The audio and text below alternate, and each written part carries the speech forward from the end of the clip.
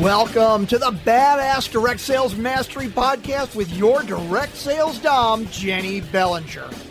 Badass Direct Sales Mastery is a podcast for rock star direct sales moms who are determined to make their business kick ass. Jenny will share her knowledge of effective sales and recruiting techniques, tips to get what you want from your business, and will interview direct sales professionals and leaders from various companies.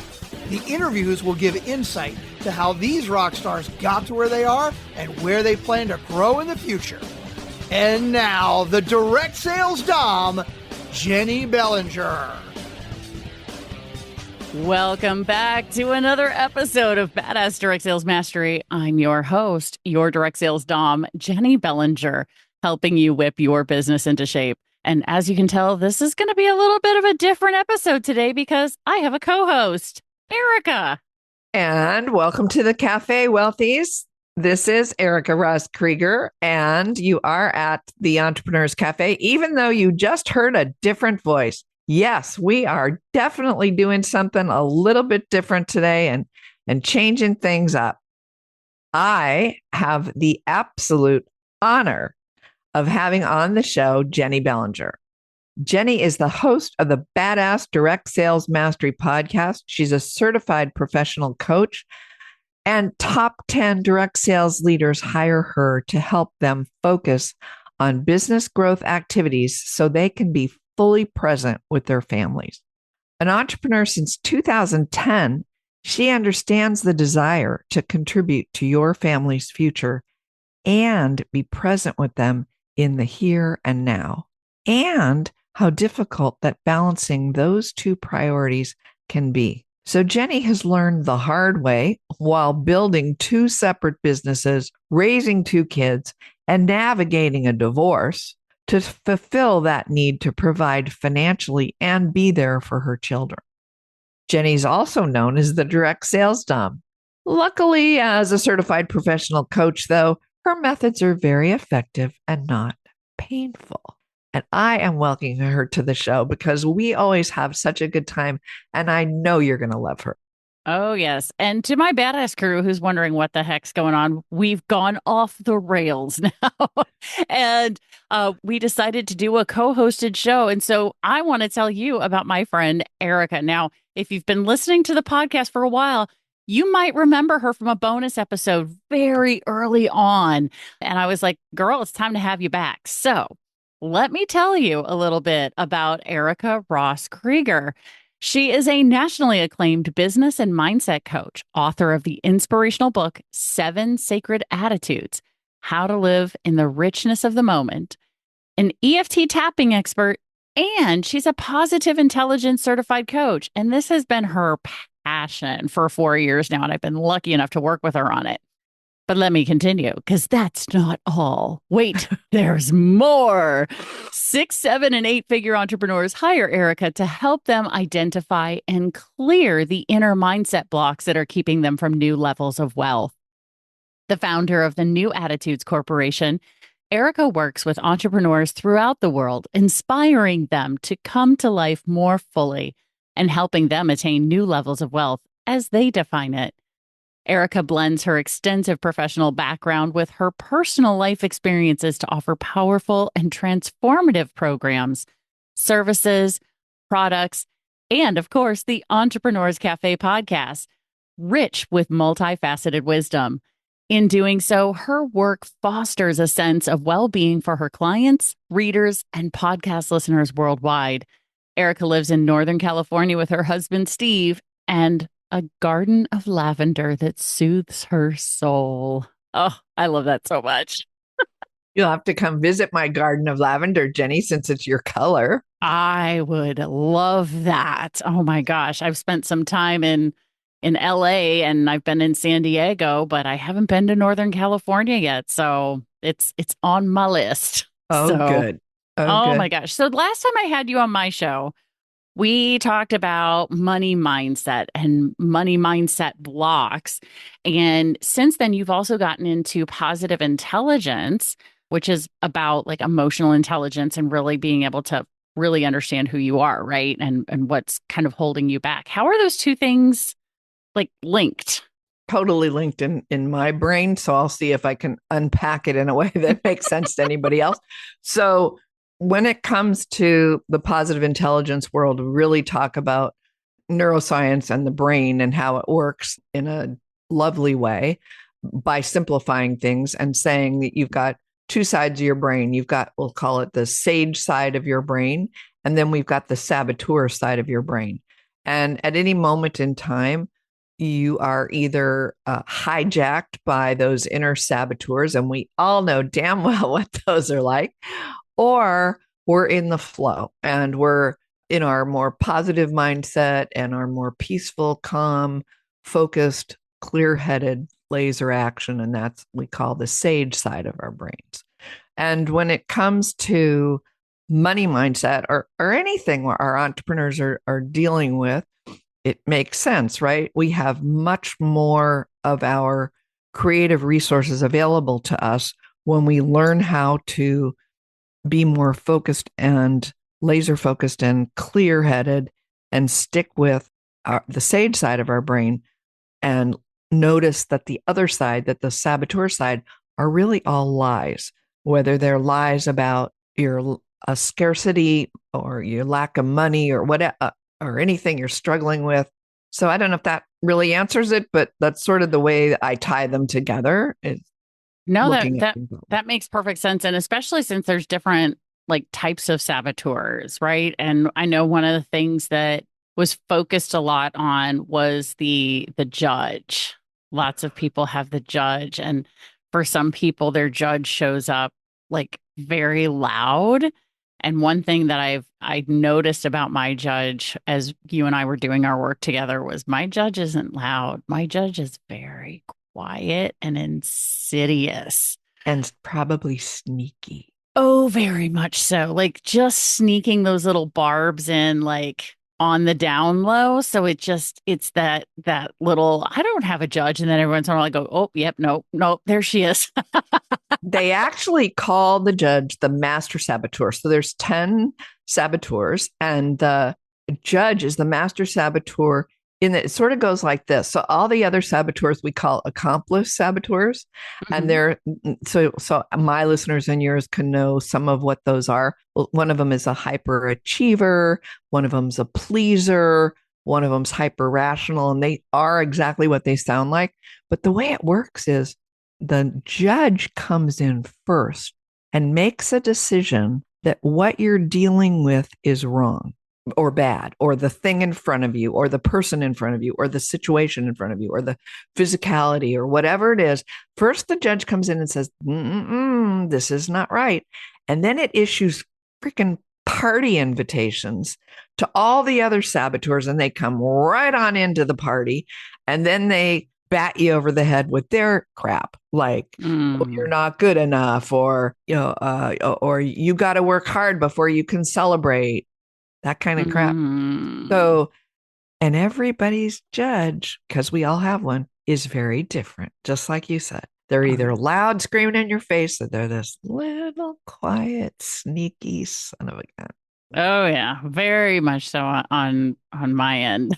Like I said, it was one of those aha moments that I had as we worked together going through that process. Like, oh, okay. Like, because I was like, I don't think the judge is something that I deal with. And she showed up. Oh, okay, there she is. Yeah. So mine's given me hell lately. I know, really, and it's great because in a sense, it really makes me practice. There's the daily practice of building my sage muscles, we'll call it. And so I've learned now after about 4 years that when I see the judge, I start celebrating. I actually do fist pumps. I stand up and go, woohoo! Like, because then I say, there you are. I caught you. And it's in the catching of the judge that is what begins to shift you actually the other side of your brain. Like, so when we catch ourselves sabotaging ourselves, whether we're talking about PQ or anything, when we catch ourselves in the moment of catching ourselves, that's literally when the shift begins to the other side of the brain, because somehow our witness catches us doing that thing. Yeah, no, I agree. And I think that's that's something that I actually spoke to. I did a talk at a women's group last week called, well, the the group was, it was the CEO conference.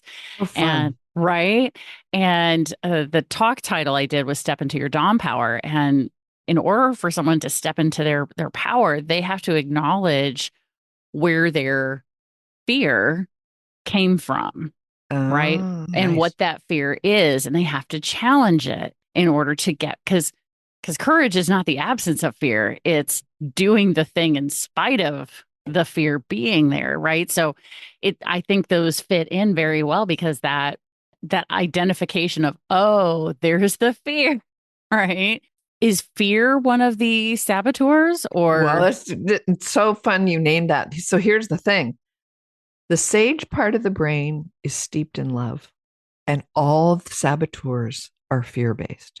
They're all fear-based. That if you are fearful, you've got some saboteur going. And if there's a saboteur going, there's some fear under there of some sort, some way. They came on the scene when we were 5 years or younger, and they came on as a way to, quote, protect us, some sort of, way for us to cope with whatever it was, with a way for us to get seen when we were a kid, a way for us to get the love we wanted, a way for us to whatever it was. It's just no longer appropriate anymore. And so anyway, there's two, like you said, there's two general energies in the universe. There's fear and there's love. Sage over here is love. I know our listeners can't see my hands, but on the left hand or right, whatever you want, on the left hand on my hand, there is a sage, and on the right hand, there's love and sage, and then there's fear and saboteurs. And it's really just a matter of where you're going to play. And I think that's so important for business, right? Because especially for those of us who are in business, who are entrepreneurs in whatever type of business we're in, we're going to be making decisions based on either that love or the fear, right? And it's so interesting that we're having this conversation now because I just had a talk I just interviewed someone on the show, Rodrigo Sepulveda, and he talked about not making decisions based out of fear. You've got to be awesome on your love side, right? Yep. And so, but we didn't necessarily talk about how to shift from one to the other. So I think this is like so perfectly timed because anybody who's like, okay, don't make decisions in fear. How do I not?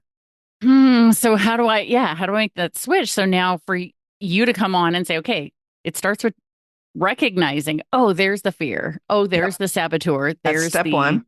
Yep. Right. Step two is what? Well, from my view, next, step two is celebrate. And this is a really interesting thing. And tell me if you think from your world with your clients, and I've seen it with mine, all of us tend to have a very tough time celebrating small things, a very tough time. So very many of us have learned to wait until the big thing before we celebrate. And I'm going to tie it back to what you just asked me. So if I go off the rails here, just pull me back. Okay. So this is helping me talk something through because I literally am going to go talk to a group that I'm working with tonight about this same thing.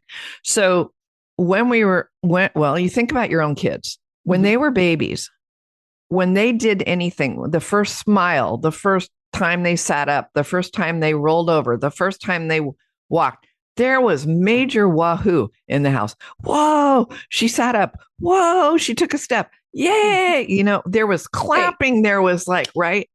What happened after about age 5? We sent them to school, even if they're homeschooled.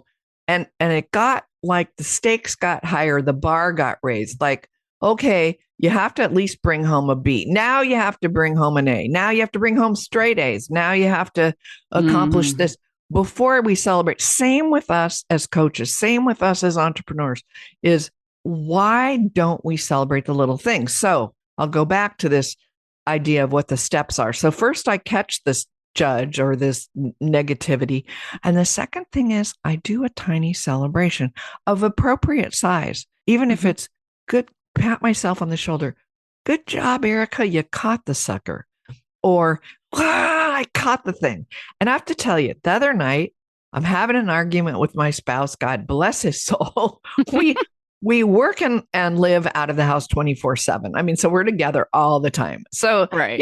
it's guaranteed that there'll be a little People are involved. There's going to be disagreements. That's right.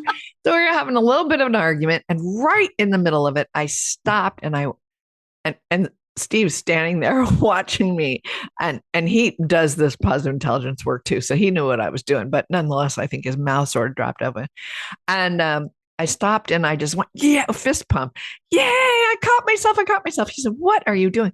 I said, "I'm celebrating because I caught myself, and I was just about to bring out my judge and bite your head off." And I didn't. And now that small celebration for me, I now have a way to add it into my app and give myself points for it. I love points. But so step one, I catch it. Step two, I teeny tiny celebration of some sort. But the step three is I got to bring myself back to the present moment. So I'm thinking fear does not live in the present moment. Only love does. Right. Think about that, right? So fear only lives if I'm worried about something that's going to happen in the future or not. Yeah. Or possibly if I'm, thinking that something from the past is going to come forward. But in this present moment, it really doesn't. I mean, you can even take this to the dentist office. So let's say I love to get my teeth cleaned. So I'm not a good example of this, but we have you and I have a mutual friend who hates the dentist. Okay. I won't say the person's name, but we do. Okay. And this person hates even having his teeth cleaned, let alone drilled. So this person is sweating for 2 days beforehand. Oh my God, I'm going to have to go to the dentist. Oh my God. Right. So we're in fear. The truth of the matter is if we stayed present the whole time, even up until the second I'm in the chair, I could put my attention on the feeling of the polisher against my tooth. I'm staying in the present moment. There's really nothing to fear. Yeah, exactly. I mean, I'm with you, Erica. I do not have a fear of the dentist. I don't. I get more nervous. Where would you say for you? Where are your clients most fearful? Like, what would you say? Oh, good question. I think their fear comes around not being successful. Their fear comes around not being enough. And so they either have this perfectionism tendency or hyperachiever tendency. So they're doing all the things. And many of them have the people pleaser as well, because they don't want to make anyone mad or sad or anyone else's life hard. So they'll do it to themselves.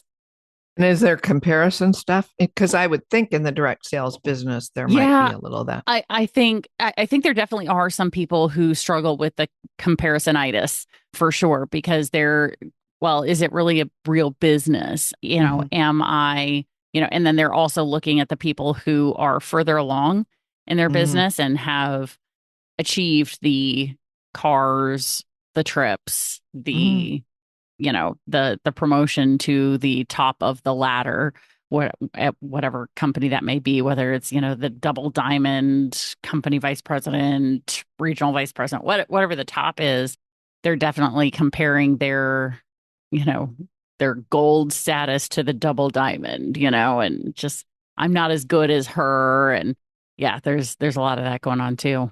So with your work with people, because we've talked a little bit about mine, but I want to make sure we talk about yours too. So with your work with your people, like, what do you find yourself helping them with most? I'm more of the practical, like, things that people can do, helping them. I mean, we start with what their goal is, and then we chunk it down into these 90-day sprints, basically. Like, if we want to get to that annual goal, what do we need to accomplish in the next 90 days that would move you forward towards achieving that goal? And then I specifically help my clients set, because the brain can do hold three things at a time in it, right? So we always do a professional goal, a personal goal, and a fun goal. Mm. Because I'm like, why are you an entrepreneur if you're not going to have fun along the way? Because I'm trying to help them get past, help them do that celebratory, do Yeah. fun things along the way. Yep. We didn't get into entrepreneurship to have fun at the end of the journey. While we will have fun at the end of the journey, part of the beauty of entrepreneurship is getting to have fun along the way because we get That's to set so our own right in schedule. alignment. That's so cool. That's in alignment totally with the celebration stuff. Right? Exactly. Yeah. So I'm helping them do that. And then we literally lay out a 90-day roadmap. Like each week, what are the things that need to be accomplished? So it really digs down into, okay, so this week I need to accomplish this, this, and this in order to move forward, right? That's Mhm. how I'm getting things moving along because a lot of people overestimate what they can do in a year and underestimate what they can do in 3 to 5 years. So it's really interesting because so many people judge themselves on the not reaching that annual goal, which lowers them down. In many cases, they'll allow it to bring them down. Mhm. And then it makes it harder to reach the goals they had set for themselves for 3 to 5 years out, Mm. which would have had them surpassing the annual goal, the 1 year goal. The 1 year goal will usually happen at 18 months to 2 years Mhm. if they stick with it, if they celebrated the fact that, hey, you know what? I didn't reach the goal, but I got 85% of the way there. And if I hadn't have set the goal, I wouldn't have gotten that far. Right. Yeah. Yeah. So it's helping them do that. So I'm much more on the practical side, but along the way, yes, when I hear one of my clients judging themselves out loud, Mhm.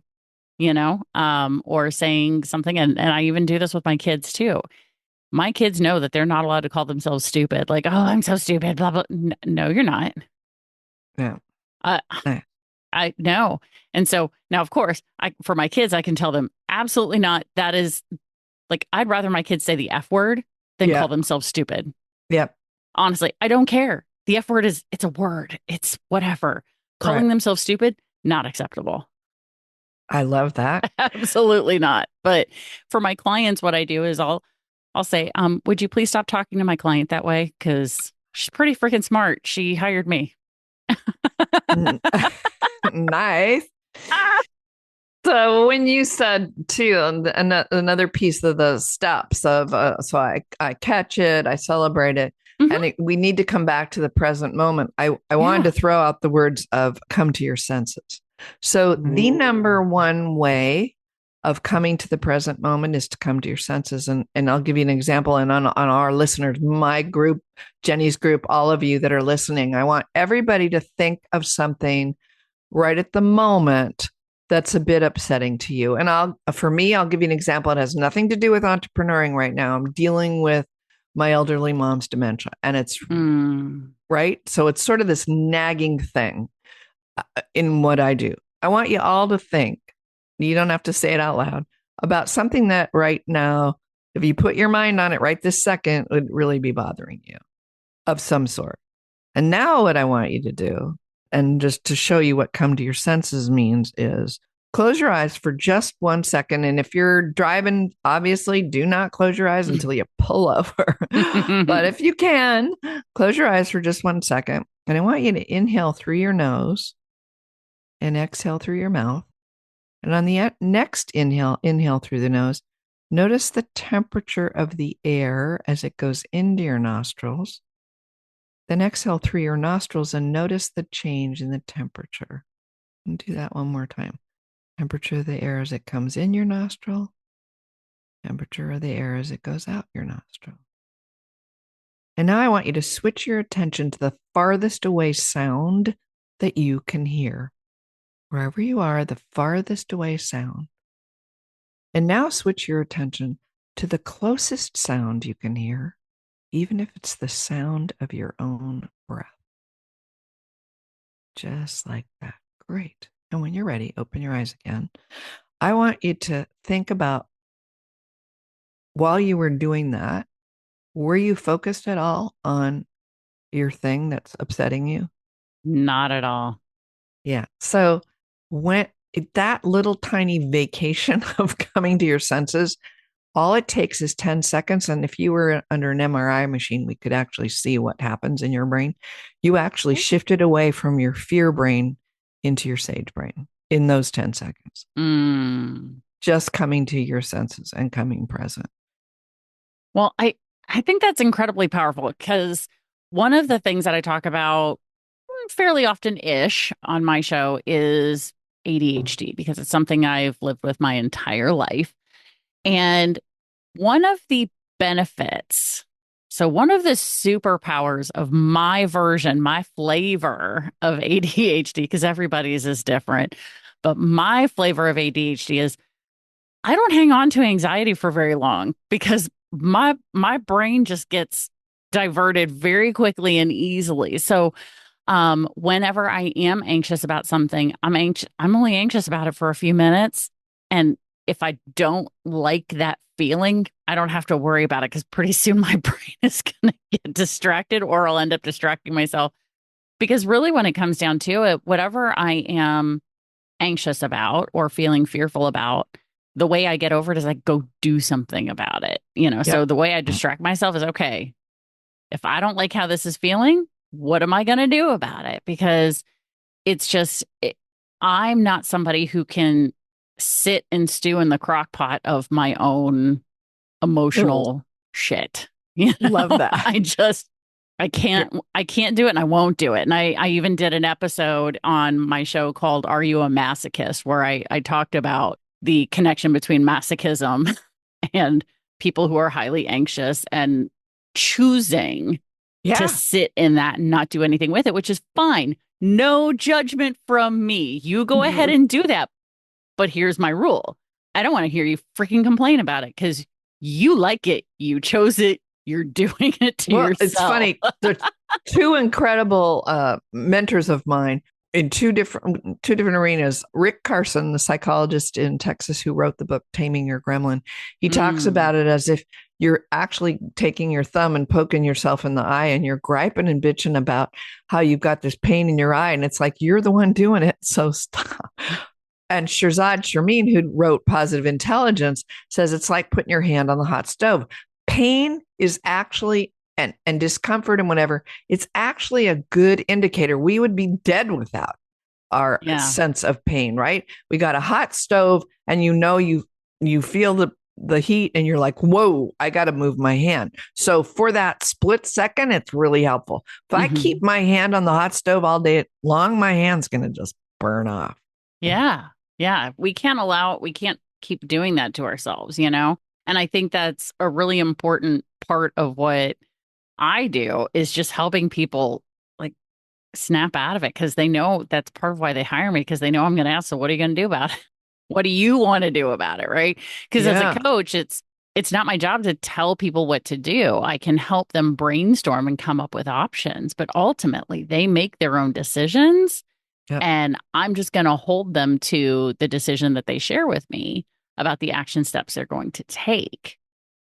But it's really on me to also serve as the person who is seeing from the outside in, going, hey, I can read the label on the jar here. You can't see it because you're in it, right? Oh, I love that. Oh, that's so great. I can read the label. Oh, I love that. Yeah, I wish I could claim that analogy. I don't remember where I heard it, but I heard it one time and I went, "Oh, that is so perfect for to explain to other people what I do as a coach." Is I'm able to look, from the outside in and go, "Well, here's some things that I can see that you can't." Yeah, yeah, yeah. Right? Because That's it's written on this side of the label, but keep in mind there's also other things that my client can see that I can't. So that's where it's really important for us as coaches to be able to effectively communicate, saying, being able to say, hey, here's what I see. What do you see of the situation so that we can come up with together the best course of action based on all of the information now. yeah, yeah, So that I think is a really important and hidden element, hidden benefit of what I think you and I both do is we're able to do that because I know when I worked with you, it was I would say something, you go, oh, hey, No, that's that saboteur that just popped out of your mouth. Oh, I hadn't considered that. And what else is fun, I think, too, is for us as coaches and in either of our communities is to help people understand that they're not their saboteurs. Just like you're saying to your kids when they say, "Oh, I'm stupid," you say that doesn't belong here. That's because the thing that happened, it, if it was a quote stupid action, it wasn't because you're stupid. Right. It just is not. Your general essence of who you are is pure positivity and love, and we are not our saboteurs. We're not the lies that we believe in. If we could just get to a place and go, that's a saboteur over there telling me a lie. Do I really want to believe that crap? Like, no.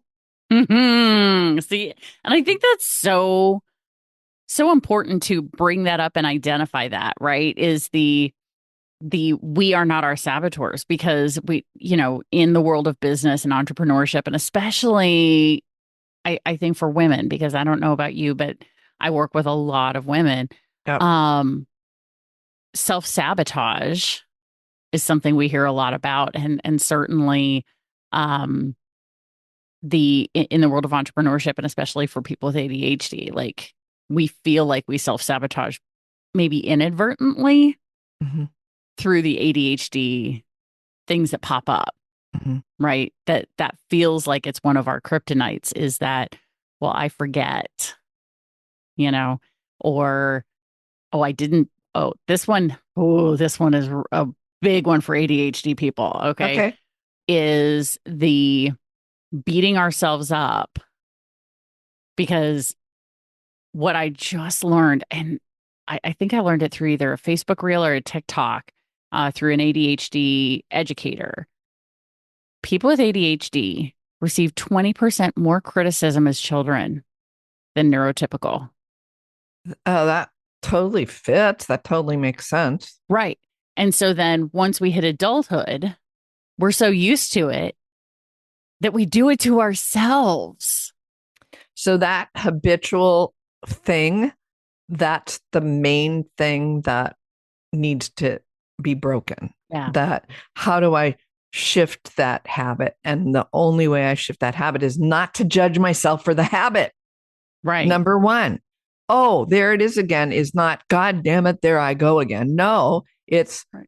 oh, there it is, the tendency again. There's that part of the brain. There's the saboteur. Let's call it that. And amen, I just caught myself. First step. Rick Carson, my favorite quote. I'll see if I can say it. He calls it the Zen theory of change. I free myself not by trying to free myself. I free myself by simply noticing how I imprison myself the second I'm imprisoning myself. Do you want me to say it? Want me to say it again? Do it again. Okay. Zen theory of change. I free myself not by trying to free myself, but by simply noticing how I imprison myself the second I'm imprisoning myself. Mm-hmm. And that's it. If I just can catch myself in the moment right there, I'm 9,000 times better than if I hadn't caught it. Yeah. No, that's so good because and let me tell you, the first time you said it, I had a physical reaction to that quote. And part of it was me, but part of it was the people listening who had their own reaction to it, even though we're not doing this live with anybody else around. It's just you and me. But energy does not know time or space. what Right. what I've learned and have been accidentally trained through my friend Shiraz Babu is how to feel. Like, so before I get on and do an interview with my audience, or do an interview for the podcast, I take a moment to connect with my audience and open myself up so that way I know when there's something that was important for them. And that right there, that imprisoning ourselves and noticing when we're doing it to ourselves, that hit a Loud gong. giant one for some people. They definitely felt that that was an important piece for them. So, well, I know you and I could continue We talking could talk forever. forever. My You know, gosh. I want to say one thing Yeah. too, Jenny, just why we're recording this, because maybe we'll hold ourselves to it. Maybe we won't. Who knows? I really think we should offer something together at some point. I don't know what it would be, Ooh, like a 6-week course or a something. I I think think that'd be really good. Some of my audience just went, their ears perked. I felt it. Oh, that could yeah, be interesting, right? Getting the yeah, emotional intelligence plus I mean, y'all imagine you'd be unstoppable because yeah, the positive intelligence plus here's what my roadmap is and here's how I'm going to move forward. And right. Wow. I woo, just got that could be goosebumps. All right. So, huge. audience of my group or Jenny's or anybody Hmm. in between, you hold us accountable, right?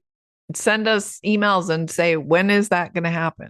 Yeah, exactly. So my audience, Jenny at badassdirectsalesmastery.com, JENNIE. And mine at tapwitherica@gmail.com. Oh, that is so I love that. Tap with Erica. Woo, love it. Yeah. Yeah. Oh my Well, gosh. listen, we could like chit chat all day long. Now think about if you wanted anybody over in Entrepreneurs Cafe to Mhm. pop on over and visit your site or see anything you got going on. Like, where do you want my people to go visit you? Oh, good question. So that would be my website, badassdirectsalesmastery.com. Because that's where my podcast lives. So one thing I know about podcast listeners is podcasts are like potato chips. They can't have just one. They like listening to a bunch of them. Cool. So please feel free to go listen and then go explore on my site. It's literally in the process of getting redesigned and rebuilt right now. So would love feedback on anything that we've missed that didn't make the shift over. So open to that as well. Let's put How it in the show notes. Oh, yeah, definitely will. We'll have the Okay. link there. And Erica, how would you like the Badass crew to reach out to you if they want to know more about getting either tapping training or this positive intelligence support? Probably the best thing they could do would be to go to ericarosscoach.com/toolkit. And Ooh. that'll download a freebie mini course on tapping into wealth, introduce them to tapping, and as well, it'll put them on my biweekly newsletter list and they can poke around from there. And so we'll put that in the show notes. So it's ericarosscoach.com/toolkit. All right. I just typed that into my notes, so it'll be in your show notes for sure as well. So I think that is brilliant. Love it. So I think You're it's time to brilliant, wrap and it I am up. so glad to spend time with you. Thank you. Right back at you, which is why you're back again for your second episode here on the show. And once you and I get our collaboration set up, we'll bring you back to announce it and have this be a place where we can let my audience know and your audience know what we've decided to do together to see who is on board for moving forward. Do a nice little 90-day sprint or something. We'll see. Because I Yeah, think that could be a lot of fun.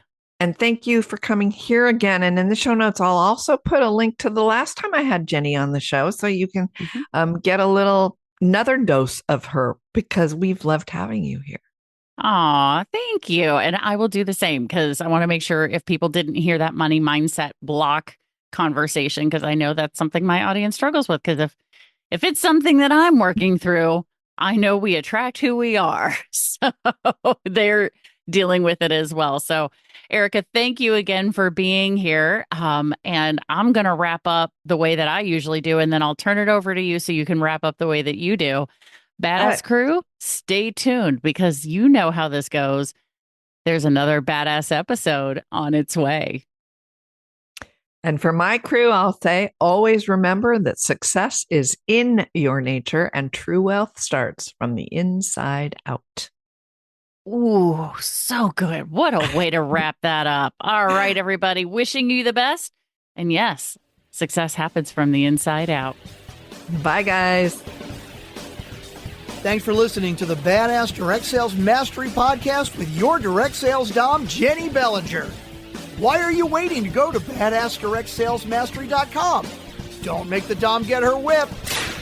If you enjoyed this episode, make sure to share it with another rock star that you know in direct sales after you subscribe to the podcast so you won't miss any future episodes. You can also check out the show notes for links and any contact information mentioned in today's episode. We'll see you next time.